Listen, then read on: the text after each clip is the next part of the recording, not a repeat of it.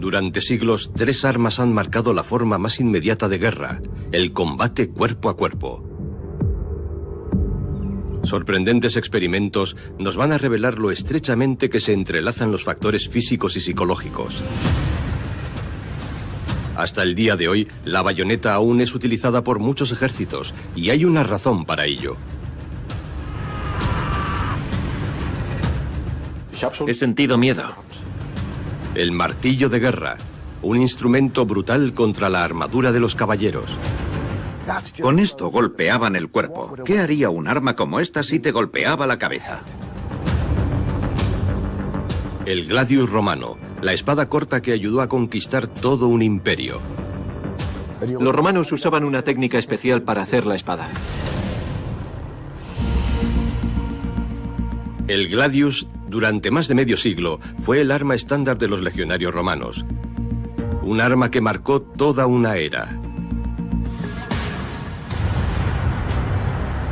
Año 200 a.C. Después de una batalla contra los romanos, los guerreros macedonios querían enterrar a sus camaradas muertos. Un cronista informó sobre las aterradoras heridas infligidas por las espadas romanas. Los macedonios estaban totalmente horrorizados por los daños que los romanos habían causado a los cuerpos de sus soldados. Aquellos hombres estaban destrozados. Era un éxito tanto desde el punto de vista psicológico como militar. La idea de la espada corta fue desarrollada originalmente por los celtíberos en España. Los romanos la adoptaron y gradualmente perfeccionaron el arma. Los romanos conquistaron España a los cartagineses y aprovecharon sus activos. También copiaron el diseño básico de la espada, que era ibérica y no romana, y los romanos la adoptaron porque eran seres implacables, despiadados y sin remordimientos. Habían encontrado algo realmente bueno y lo aprovecharon al máximo. Un arma efectiva para el combate cuerpo a cuerpo, como complemento a las armas de largo alcance como el pilum, era esencial para la supervivencia.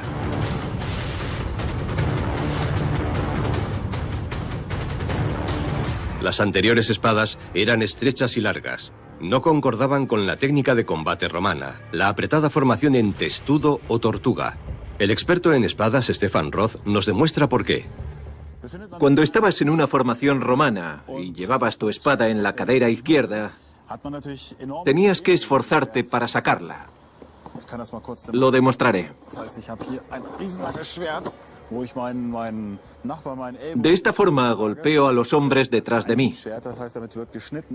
Si intento herir golpeando desde arriba, también puedo alcanzar al hombre que está a mi lado. Es una amenaza para la vida de mis compañeros combatientes que luchan junto a mí. El peor de los casos sería que tendría que abrir la formación para lanzar mi espada hacia adelante, lo que significaría que me abriría por completo. Crearía una brecha para que los enemigos penetrasen y destruyeran la formación. Estamos simulando una antigua situación de combate cuerpo a cuerpo utilizando primero una espada larga.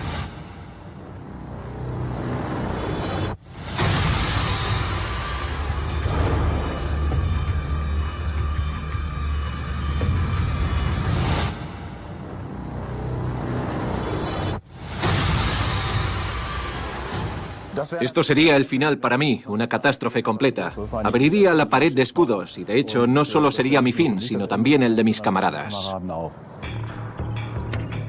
Stefan Roth explora cómo se crearon y se fabricaron las armas históricas de corte y ataque. Nos va a enseñar cómo se forja un gladius con las técnicas tradicionales.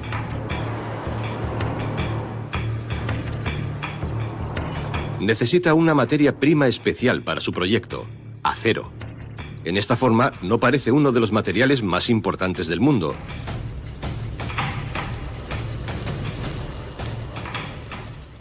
Esto es acero crudo. Es poco espectacular. Parece carbón. Aún no se ve que es acero, pero es el tipo de material que se usaba hace 2000 años. Queremos forjar una espada tradicional que sea tan parecida a las originales como sea posible, y por supuesto solo podemos lograrlo con acero. Stefan Roth y su aprendiz intentan convertir este bulto al rojo vivo en una espada afilada y precisa. Tienen mucho trabajo por delante.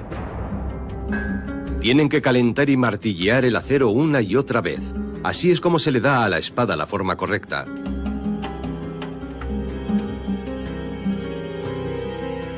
El siguiente paso es plegar el acero.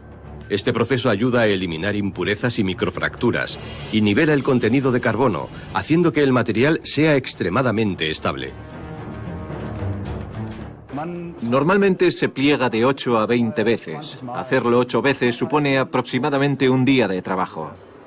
Tanto si estuviéramos en África, Europa o Asia, el proceso de preparación, o más bien el plegado y la homogeneización del acero sería el mismo en todas partes. Para su trabajo, Stefan Roth se remite a una tradición de 3.500 años atrás, a los hallazgos arqueológicos de armas de hierro y herramientas que datan de ese periodo. En aquel entonces provocaron una verdadera revolución en la guerra. Desde el año 800 a.C. y en adelante, los romanos, los celtas y los germanos utilizaron hornos de arcilla para fundir mineral de hierro. Una de las cosas que hacían los romanos para expandir su imperio era controlar las zonas con recursos donde pudieran encontrar nuevos materiales. Estaban acabando con la madera del imperio porque ya habían utilizado la suya y empleaban hierro de España. El hierro español había sido una parte muy importante en la fabricación de armas desde principios de la Edad de Hierro. Los cartagineses usaban hierro español y los romanos usaban hierro español para hacer el gladius. Al ampliar los territorios de recursos, también conocían otras armas y se quedaban tanto con las ideas locales como con sus recursos. El hierro fundido fluía de los hornos a temperaturas superiores a 1100 grados centígrados. Es el material básico para el acero. Todo empieza con mineral de hierro. Estrictamente hablando, es óxido de hierro, un compuesto de hierro y oxígeno. El problema es el oxígeno, que afecta a las propiedades del material, y hay que deshacerse de él calentándolo. También se añade carbono porque consume el oxígeno en la combustión, pero luego tienes una alta proporción de carbono, lo que hace que el acero se vuelva frágil. Hay algunos elementos más que no son convenientes y te deshaces de todos quemándolos a altas temperaturas. La industria armamentística ha desarrollado muchas innovaciones significativas en el procesamiento del acero. El primer cañón de acero fundido se desarrolló en Essen en 1847 en la empresa alemana Krupp.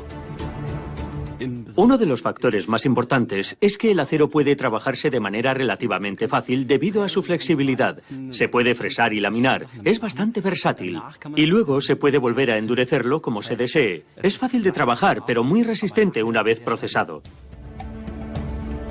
Ya sea para fabricar armas o para fines civiles, la fundición de acero era un proceso difícil y peligroso en el siglo XIX.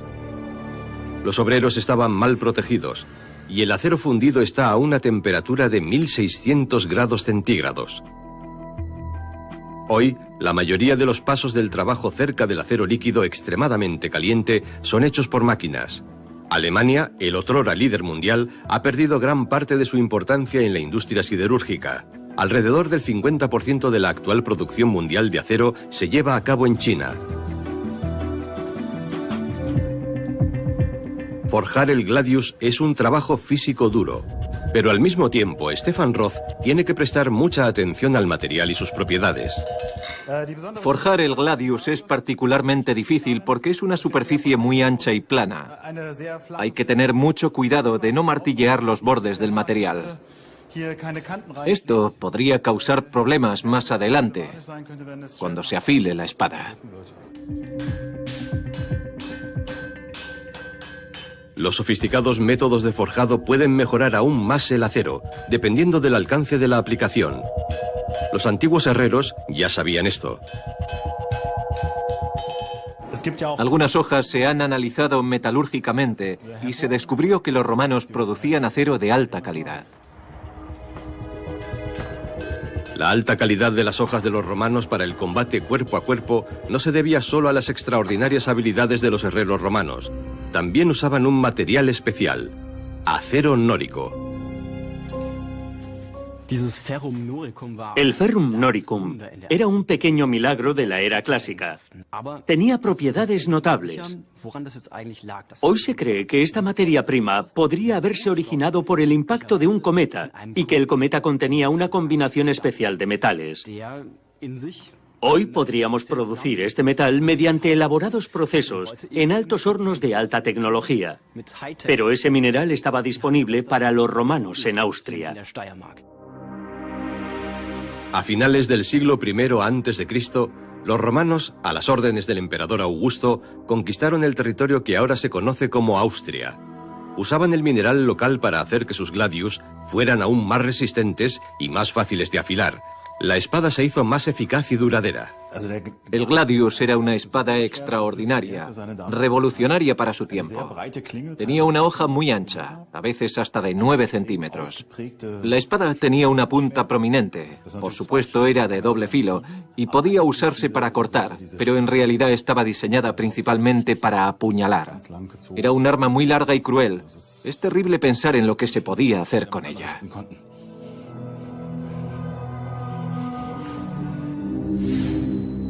La espada corta, con su hoja de acero ancha y dura, solo tenía de 50 a 60 centímetros de largo y pesaba entre 1,2 kg y 1,6 kg. Se convirtió en el arma dominante del combate cuerpo a cuerpo del mundo antiguo.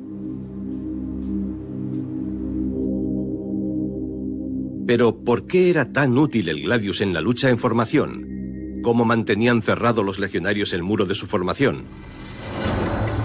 El experto en espadas Stefan Roth ha estudiado la técnica de combate de los romanos. Los romanos encontraron una solución al problema llevando el gladius en el costado derecho y usando una técnica especial para desenvainar la espada, para no poner en peligro ni obstaculizar a quienes tenían a su lado. Lo que hacían era coger la espada con la mano hacia adentro, desenvainarla y esperar el ataque. Así es exactamente como debían hacerlo en formación. El enemigo volvía a atacar. ¿Podrá nuestra formación romana detenerlos, esta vez armada con espadas cortas?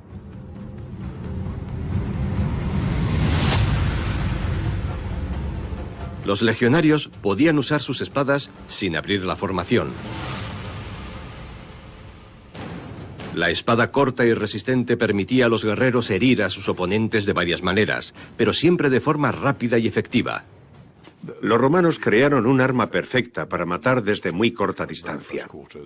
Tenía una punta prominente y dos lados muy afilados, y por mucho que la usaran, seguía haciendo daño. El ejército romano ha sido comparado con una máquina picadora. Literalmente destrozaban a sus oponentes y les infligían heridas terribles que los incapacitaba y desmoralizaba.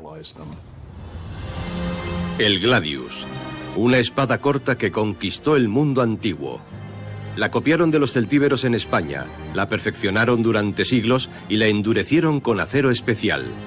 Con el gladius en sus manos, las legiones romanas conquistaban cada vez más territorios.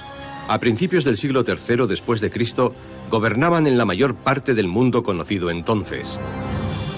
Durante su Edad de Oro, en su mayor extensión, el Imperio Romano se extendía desde el norte de Britania hasta las costas del Mar Negro. Durante más de 500 años, los romanos tuvieron el ejército más poderoso del mundo antiguo. Su sofisticada logística y perfecta estructura militar allanaron el camino hacia el éxito. En todas partes del Gran Imperio, las estructuras militares eran las mismas. Los romanos configuraban, entrenaban y lideraban cada cohorte y cada legión según sus estrictas reglas.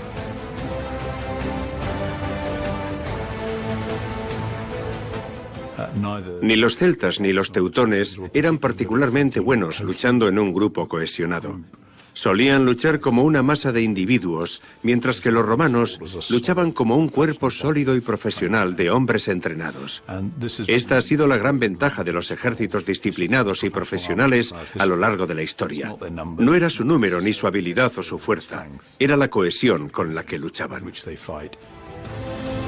Durante los largos meses de campañas, los legionarios romanos debían funcionar como un reloj. Construían sus campamentos siguiendo los mismos planos y normas. Un legionario experimentado siempre encontraba su camino en cualquier campamento imperial. Los soldados romanos sabían de inmediato a quién debían informar, dónde estaba la tienda del comandante, dónde estaban los estandartes y dónde encontrar su propia tienda. Era algo muy importante. La eficiencia de los ingenieros romanos se refleja en las infraestructuras que construían en las provincias recién conquistadas. Muchos de sus logros han sobrevivido hasta hoy.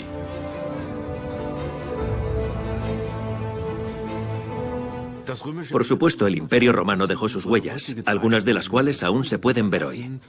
Los romanos perfeccionaron todo el sistema de ingeniería. Todavía quedan calles y puentes construidos por los romanos que aún se pueden utilizar, en España, por ejemplo. Se puede pasar por ellos con un automóvil moderno y resisten. A fin de mover sus tropas y suministros rápidamente, los romanos construyeron una red de carreteras sin precedentes en todo su vasto imperio. En su mayor expansión, la red tenía unos 85.000 kilómetros de largo. Algunas de las huellas del imperio aún son visibles actualmente, y muchas de las carreteras de hoy pasan exactamente por donde estuvieron las carreteras romanas. La forma en que los romanos fabricaban y usaban el gladius es otro ejemplo de su tecnología y superior organización. Siguió siendo un arma fundamental hasta la caída del imperio. Muchos de los ingeniosos inventos de los romanos quedaron en el olvido cuando el mundo antiguo dio paso a la Edad Media. Empezó la era de los caballeros, que implicaba la búsqueda de medios militares para luchar contra caballeros con armadura y a caballo. El arma más eficiente contra ellos es casi totalmente desconocida en la actualidad, el martillo de guerra. San Romano, norte de Italia, 1 de junio de 1432. Las tropas de Florencia y Siena se enfrentaron en una feroz batalla. Sus caballeros vestían armadura completa, lucharon durante horas. Al final, los florentinos resultaron victoriosos. La batalla fue inmortalizada gracias a una pintura del pintor florentino Paolo Uccello. Muestra a un caballero blandiendo su martillo de guerra, una rara representación artística de esta arma.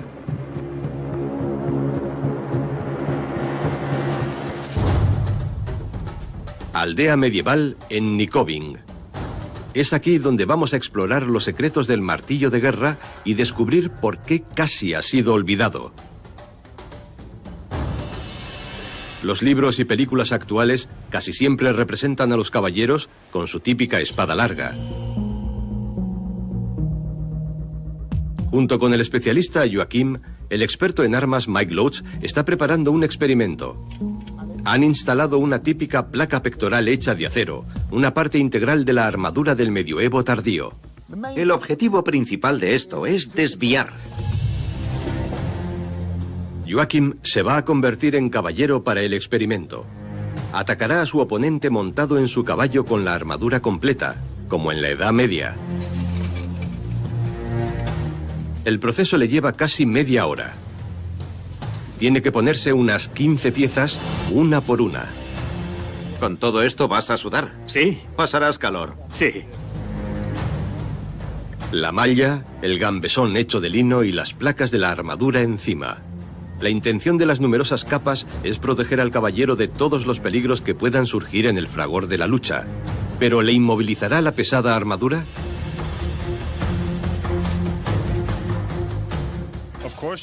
Por supuesto, se nota la diferencia, porque llevas aproximadamente entre 20 y 25 kilos o más. Pero lógicamente está hecha de forma que puedas mover el cuerpo. Si me caigo al suelo, se piensa erróneamente que no podré levantarme. Pero claro que puedo. Porque si durante la batalla te tiraban de tu caballo, quedabas tendido en el suelo. Pero debías levantarte enseguida para protegerte. ¿Podrá la espada larga de Joachim dañar seriamente al maniquí con armadura?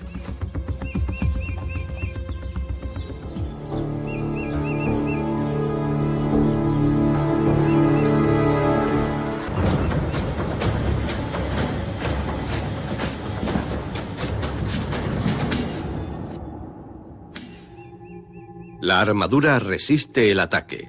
Incluso se rompe la hoja. Lo que veo al observarla es que la forma de la armadura ha desviado el golpe. La espada no ha descargado toda su fuerza contra el hombre.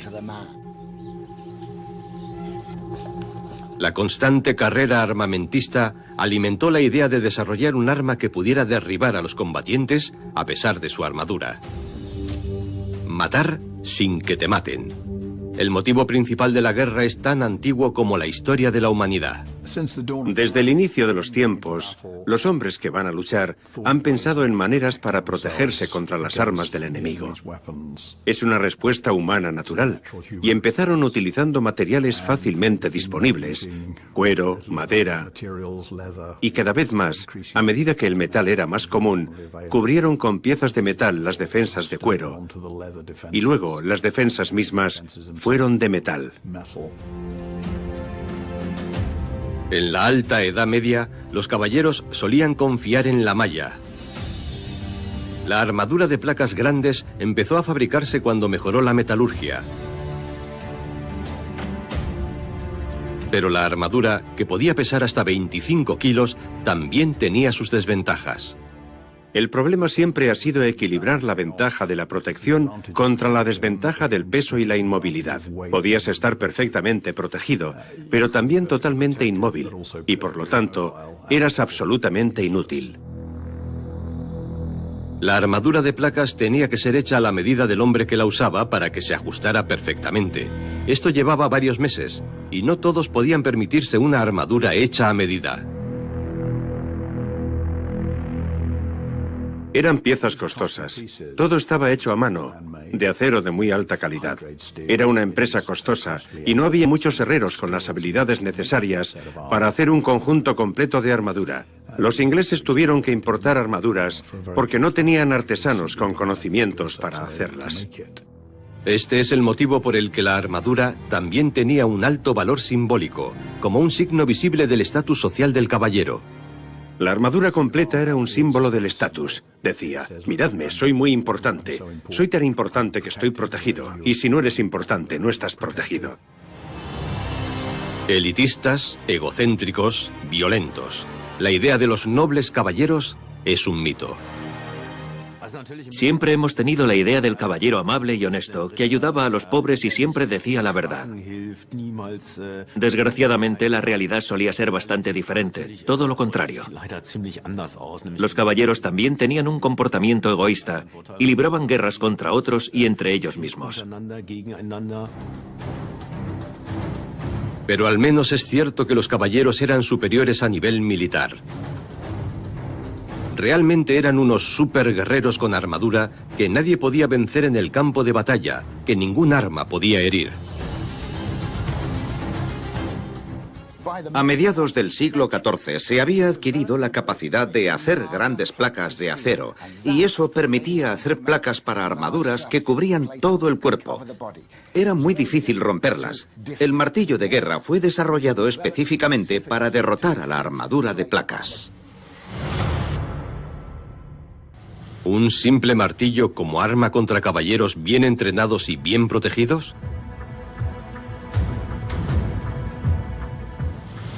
La primera evidencia documentada de martillos de guerra data del siglo XI. El arma era de diferentes longitudes, hasta 2 metros y un peso de hasta 14 kilos. Mike Loach y el especialista Joachim quieren probar el efecto de un golpe de martillo de guerra contra una sólida armadura medieval.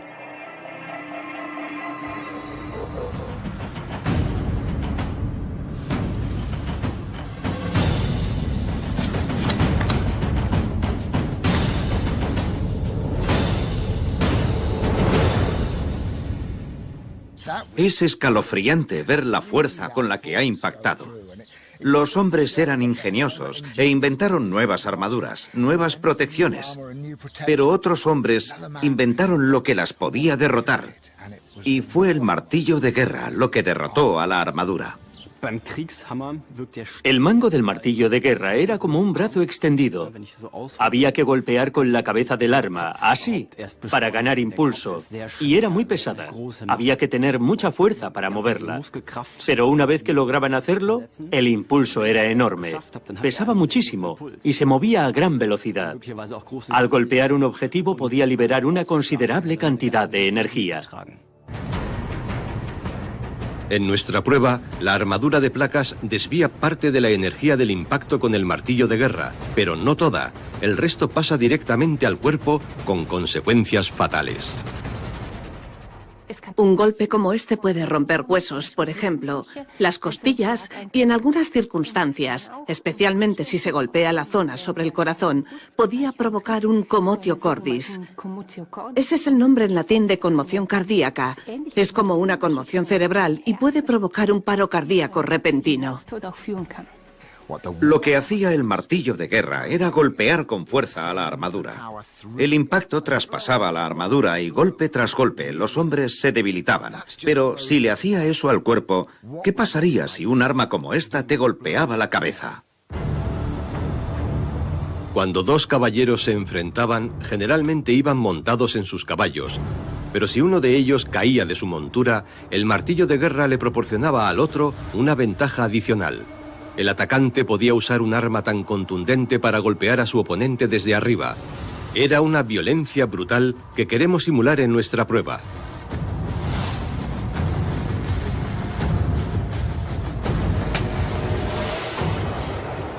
El especialista Joachim golpea el casco con todas sus fuerzas.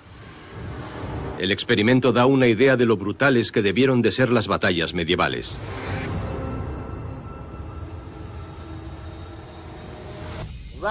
Ha sido un golpe colosal y poderoso. Muy bien dirigido. Has hecho un buen trabajo. Has hecho una abolladura que ha dañado el casco. Esos golpes podían romper el cuello de un hombre, o al menos noquearlo inmediatamente. Una conmoción cerebral no causa daños a largo plazo en el cerebro, pero podían perder el conocimiento e imagino que una batalla no era el mejor momento para desmayarse.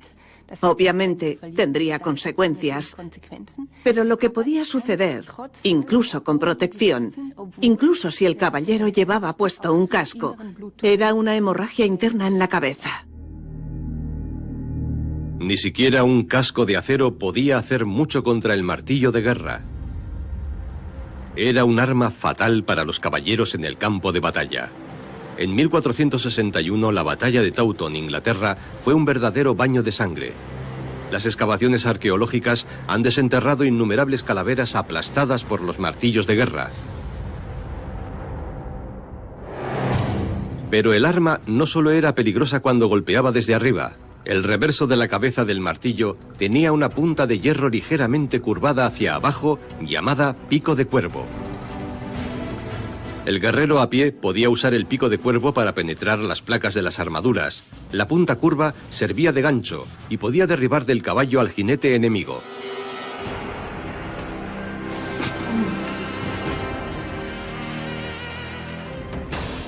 El martillo de guerra tuvo un potencial social imprevisto. Se convirtió en el arma de la gente común. La usaban literalmente para derribar a los nobles de sus caballos. Cada herrería tenía sus martillos. No era un arma sofisticada, pero aprendieron que era la forma de luchar contra aquellos hombres con armadura. Junio de 1524. La guerra de los campesinos se libraba en el sur de Alemania. 10.000 campesinos se levantaron contra la tiranía de la nobleza.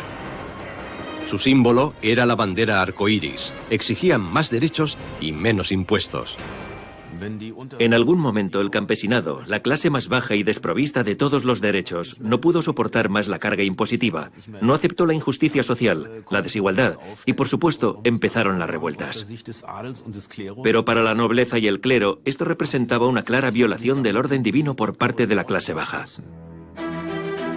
Los campesinos resumieron sus demandas en los 12 artículos, un intento de negociación que falló estrepitosamente. En los conflictos que siguieron, el martillo de guerra se convirtió en una de las armas más importantes de los campesinos, principalmente porque eran muy fáciles de hacer.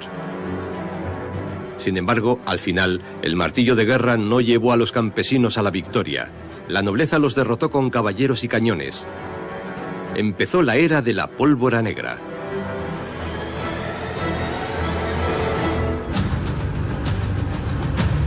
Las armas de fuego y los ejércitos en constante crecimiento hicieron que los caballeros y sus armas como el martillo de guerra fueran innecesarios. La edad moderna temprana vio el surgimiento de nuevas armas de combate cuerpo a cuerpo. Una de ellas todavía se usa hoy, la bayoneta. Tiene un doble efecto, uno físico y otro psicológico.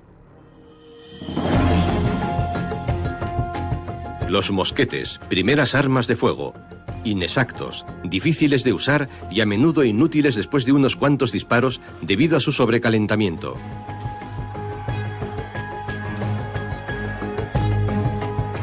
A mediados del siglo XVII, los ingeniosos mosqueteros parecían haber encontrado una manera de abordar el problema en Bayona, Francia.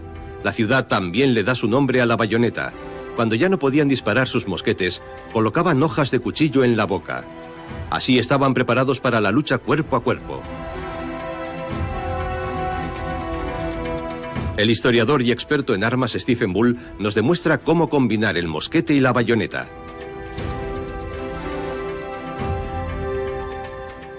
Esta es la bayoneta, un arma extremadamente sencilla.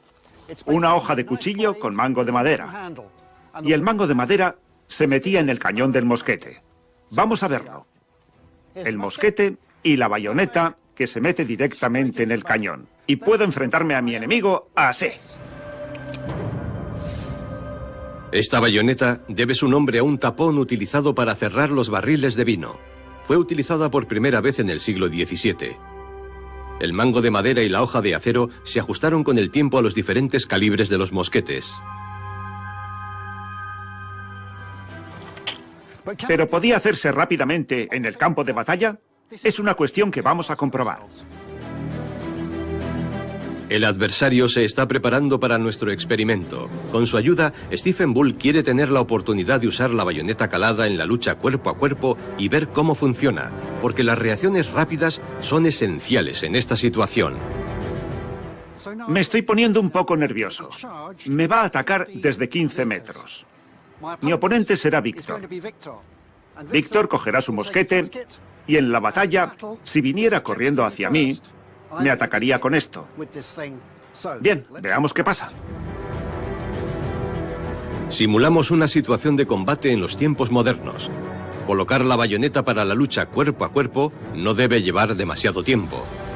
1 metro, 2 metros, 3, 4, 5, 6... Cada vez estoy más nervioso. 14 y 15. Cuanto más cerca esté el enemigo, mayor será la precisión del mosquete. Stephen Bull quiere probar la técnica de los mosqueteros a una distancia de tan solo 15 metros. Después de hacer su último disparo, ¿podrá colocar la bayoneta en el cañón a tiempo o su oponente lo alcanzará antes?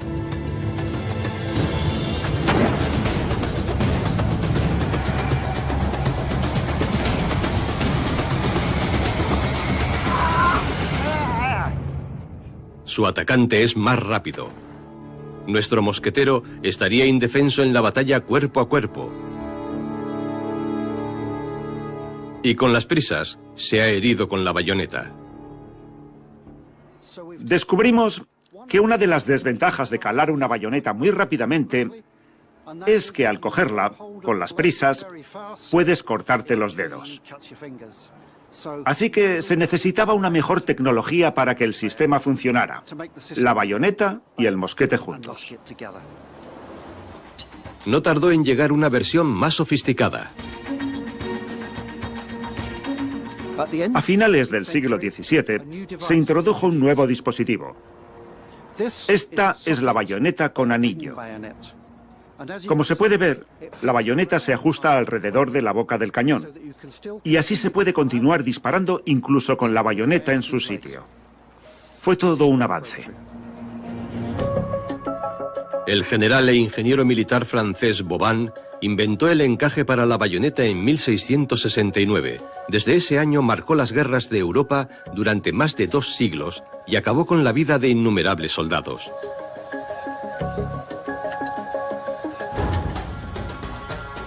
Leipzig, Alemania, octubre de 1813. Las tropas rusas, austríacas, prusianas y suecas se enfrentaron a Francia y sus aliados. Sables y bayonetas desempeñaron un papel crucial en la lucha cuerpo a cuerpo. Las bayonetas también demostraron ser eficaces para defenderse de los ataques de la caballería. Así es como reemplazaron la larga lanza de madera que se había utilizado hasta entonces, la pica. La pica era esencial para defender a los mosqueteros de la caballería, porque no podían cargar y dispararlo bastante deprisa para mantenerla a raya. Si llevaban un arma de defensa personal, algo como una pica, podían reducir la necesidad de llevar otros elementos defensivos y aumentar la potencia de fuego. Atacaban con una única arma y se aseguraban la defensa. En la batalla de Leipzig, todos los bandos utilizaron la bayoneta. Tomaron parte 600.000 hombres y más de 90.000 perdieron la vida, muchos de ellos en la lucha cuerpo a cuerpo. Al final, Napoleón se vio obligado a admitir la derrota. Napoleón hizo lo que hacía siempre, perder a sus mejores soldados en su búsqueda de una victoria perfecta, pero no lo consiguió y tuvo que rendirse otra vez. En el siglo XIX, las armas de fuego se hicieron más eficientes. Las distancias en la batalla fueron mayores. El combate cuerpo a cuerpo pasó a ser inusual. Sin embargo, la bayoneta siguió siendo crucial también en el siglo XX, debido principalmente a su efecto psicológico.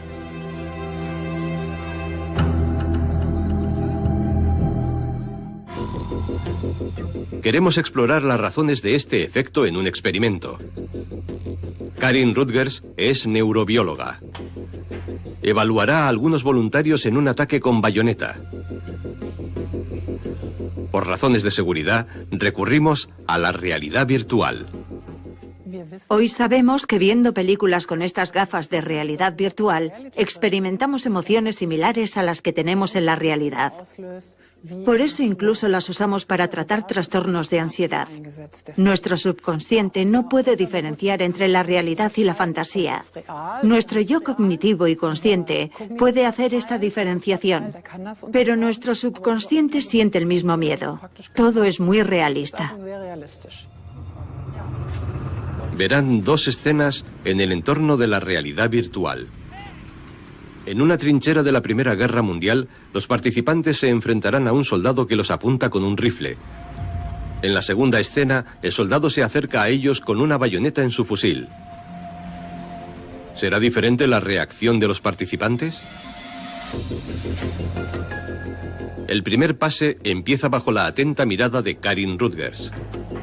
Medimos la frecuencia cardíaca y la reacción de la piel de cada participante para poder analizar sus reacciones en detalle. Sin duda, los parámetros revelarán sus miedos.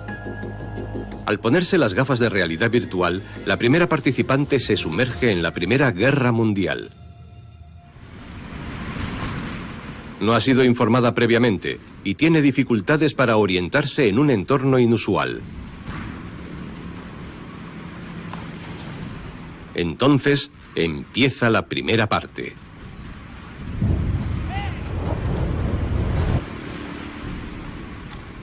Bien, hemos visto que ha retrocedido. Planteamos la escena a un total de 10 participantes. No se les avisa de antemano.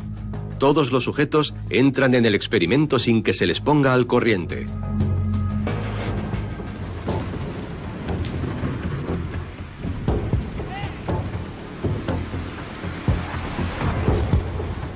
Sus reacciones son similares. Todos experimentan un momento de miedo. La realidad virtual funciona. En el primer pase, todos se paralizaron y esperaron lo que vendría después. No estaban relajados. Estaban bastante tensos, pero aún no estaban aterrorizados.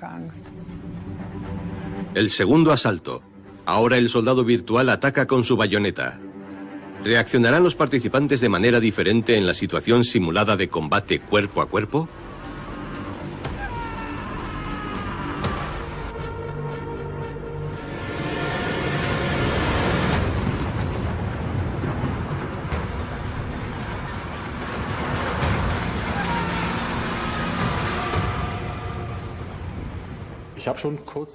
Durante un breve momento he sentido miedo.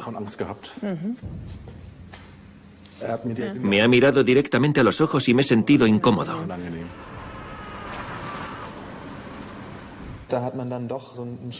Era aterrador porque no se detenía. Corría directamente hacia mí.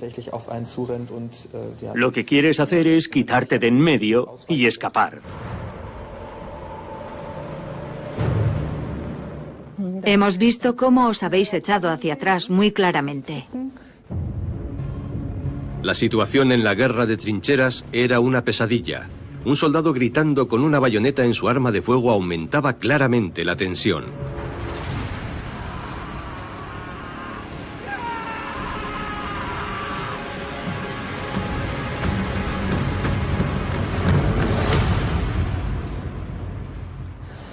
Aquí vemos un enorme pico.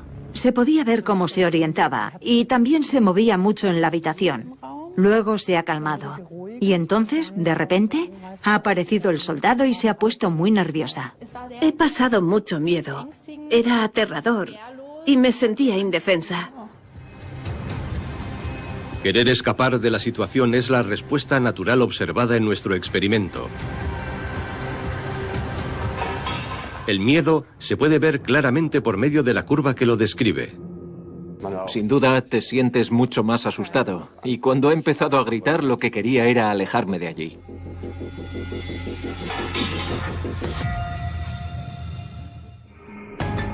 Se evaluó el estado emocional de los participantes antes del experimento y después de cada escena de realidad virtual. Usando estos datos subjetivos y las mediciones de la frecuencia cardíaca y la reacción de la piel, Karin Rutgers obtiene un resultado de análisis inequívoco. Los datos muestran claramente que la tensión ha aumentado en un 140% al enfrentarse a la bayoneta, mientras que solo ha aumentado en un 75% en el escenario del fusil. Eso significa que la bayoneta es doblemente atemorizante que el arma de fuego.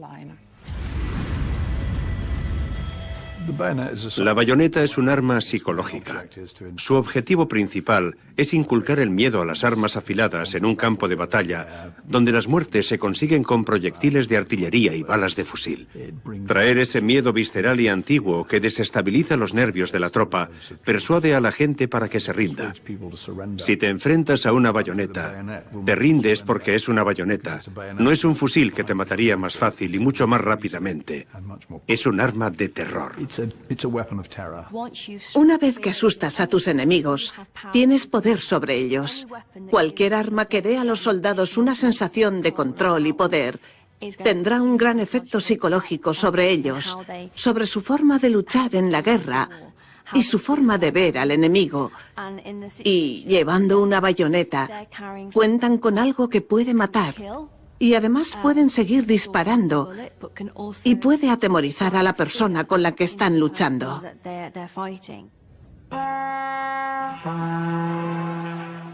La idea de debilitar la mentalidad psicológica de los oponentes es tan antigua como la humanidad. Los antiguos guerreros copiaban los potentes gritos y rugidos de los animales con cuernos, tambores y gritos antes de la batalla. En la Segunda Guerra Mundial, los aviones de combate iban equipados con sirenas para infundir miedo y terror.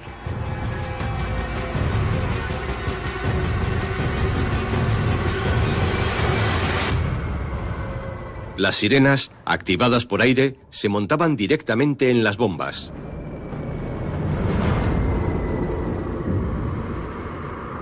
Amplificaban el sonido de las bombas que caían y hacían que los bombardeos fueran aún más traumatizantes.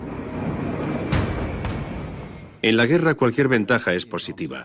La psicología aplicada a la guerra es capaz de persuadir al enemigo de hacer lo que quiera sin tener que luchar. Así no te matan y puedes obligarles a hacer lo que quieras cuando se rindan.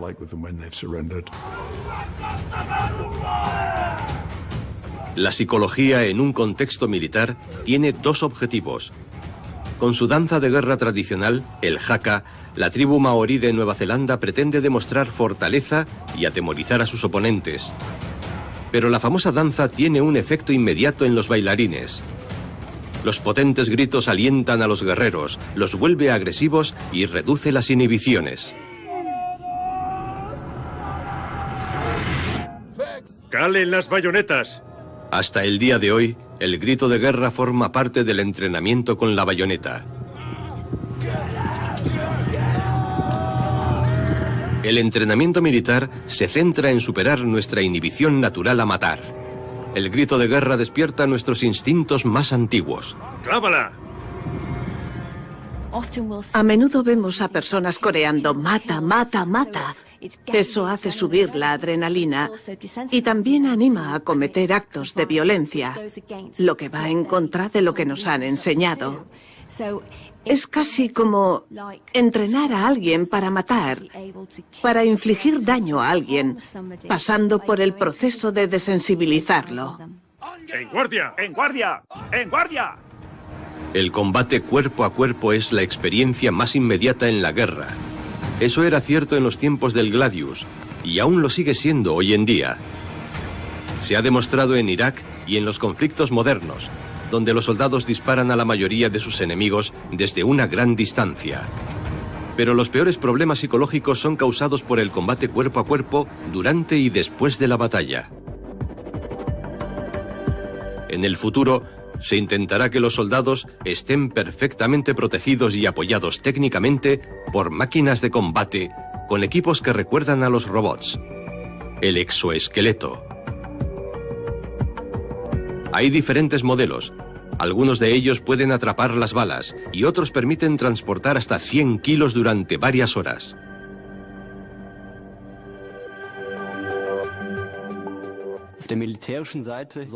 Desde un punto de vista militar, los hace capaces de transportar cargas pesadas. Si avanzan con equipos pesados, el exoesqueleto es lo que hace posible transportar y cargar con esta maquinaria. En el siglo XXI pensamos en la protección y la movilidad humana. Ahora comenzamos a pensar en usar un exoesqueleto, que es para proteger al usuario y así mejorar su condición física, para que pueda moverse más rápido, saltar más alto y seguir cargando pesos por más tiempo. La carga del equipamiento es transportada inteligentemente por armazones metálicos y motores electrónicos. ¿El soldado del futuro será mitad hombre, mitad máquina?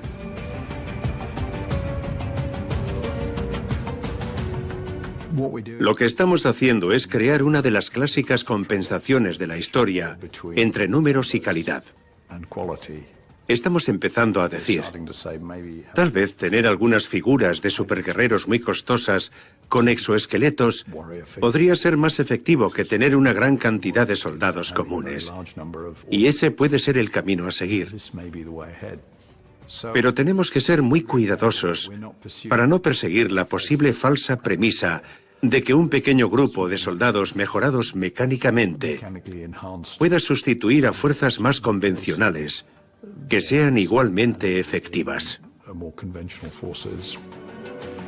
Pero a pesar de todos los avances tecnológicos y las mejoras de la industria de las armas, las guerras seguirán siendo lo que siempre han sido.